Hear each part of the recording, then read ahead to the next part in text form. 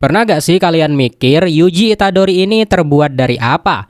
Dia dibanting menembus gedung, jantungnya dicabut, perutnya dilubangi, bahkan jiwanya disentuh berkali-kali. Tetapi dia selalu bangkit lagi. Apakah Yuji itu punya nyawa cadangan? Atau diam-diam dia adalah makhluk abadi? Di dunia Jujutsu Kaisen yang brutal, kematian itu adalah hal yang biasa. Tetapi Yuji, dia seperti anomali. Banyak fans yang bertanya-tanya kenapa Itadori sekeras itu. Yo nakama semua, di video kali ini kita akan membedah secara tuntas rahasia ketahanan tubuh dari Yuji Itadori. Kita akan membahas mulai dari genetika gilanya, campur tangan Kenjaku, hingga upgrade kekuatan terbarunya di manga yang bikin dia hampir mustahil untuk dibunuh. Dan peringatan, video ini mengandung spoiler manga mulai dari pertengahan durasi. Langsung saja kita ke pembahasannya. Let's check it out. Pertama, kita harus meluruskan satu hal. Yuji itu bukanlah manusia normal, bahkan sebelum dia menelan jari dari Sukuna. Apakah kalian ingat episode pertama, di mana Yuji bisa melempar bola peluru memecahkan rekor dunia dan lari secepat mobil tanpa energi kutukan sama sekali? Jawabannya ada kepada ibunya, yaitu Kaori Itadori. Seperti yang kita tahu, tubuh Kaori Itadori saat melahirkan Yuji telah diambil alih oleh Kenjaku, otak jahat yang juga merasuki Geto Suguru. Kenjaku bereksperimen selama ribuan tahun untuk menciptakan wadah yang sempurna. Dan Yuji adalah hasil akhir dari eksperimen itu. Secara teknis, Yuji itu mirip dengan rahim terkutuk seperti Choso. Dia didesain secara genetik untuk menjadi sangkar bagi Sukuna. Tubuhnya dibuat sekuat baja agar tidak meledak saat menampung kekuatan dari sang raja kutukan. Jadi ketahanan fisiknya itu bukan cuma kebetulan saja, tetapi rekayasa genetika level tinggi yang diciptakan oleh Kenjaku. Alasan kedua kenapa Yuji susah mati adalah karena adanya penyewa di dalam tubuhnya yang tidak mau rumahnya hancur. Ya, itu adalah Ryomen Sukuna. Meskipun Sukuna jahat, dia tetap membutuhkan Yuji agar tetap bisa hidup, sampai dia bisa pindah ke tubuh Megumi. Kita lihat buktinya saat Sukuna mencabut jantung Yuji. Manusia normal pasti akan mati secara permanen, tetapi karena Sukuna bersemayam di sana, Yuji bisa hidup lagi setelah membuat binding vo atau sumpah pengikat. Selain itu, tubuh Yuji secara tidak sadar terus-menerus direndam dalam energi kutukan Sukuna yang masif.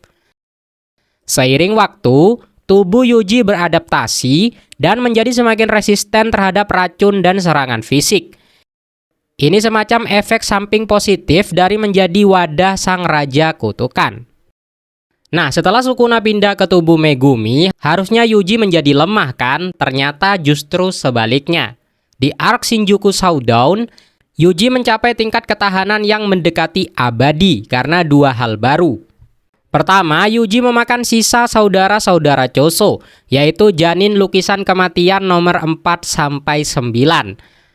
Hal ini memberinya kemampuan memanipulasi darah. Dengan energi kutukan khas rahim terkutuk, Yuji bisa menyambungkan kembali anggota tubuh yang putus dengan darahnya sendiri. Ingat saat Sukuna memotong perut Yuji? Dia cuma butuh momen sebentar untuk menjahit dirinya sendiri. Hal kedua yang Yuji lakukan ialah, selama time skip latihan, Yuji bertukar jiwa dengan Yuta dan Kusakabe. Tujuannya adalah untuk belajar Jujutsu secara instan. Hasilnya, Yuji sekarang bisa menggunakan teknik kutukan pembalik. Kombinasi antara teknik manipulasi darah yang hemat energi untuk menyambung tubuh, dan teknik kutukan pembalik ialah untuk regenerasi sel. Dan hal itu membuat Yuji menjadi zombie tempur. Yuji terkena dismantle Sukuna berkali-kali. Ia muntah darah, tetapi terus maju sambil menyembuhkan diri secara real time. Di titik ini, membunuh Yuji itu hampir mustahil, kecuali kepalanya hancur total seketika.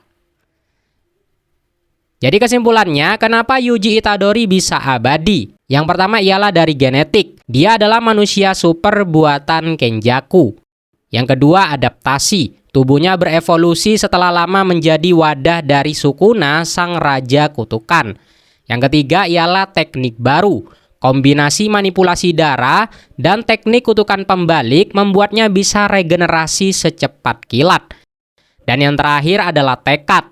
Jiwanya yang sangat kuat sehingga tidak pernah hancur secara mental, yang mana di dunia jujutsu, kekuatan mental mempengaruhi kekuatan fisik. Yuji mungkin bukan abadi dalam arti harfiah, tetapi dia memiliki daya tahan tubuh absolut. Dia adalah definisi dari pepatah, apa yang tidak membunuhmu membuatmu semakin kuat. Yuji mungkin makhluk abadi, tetapi ia tetap bisa mati jika dibunuh. Tetapi pertanyaannya, siapakah yang bisa membunuh Yuji Itadori di era sekarang? Mengingat di manga Modulo, Yuji dianggap sebagai penyihir terkuat. Datangnya Dabura yang memiliki tingkat ancaman setara Sukuna harus dibuktikan kekuatannya.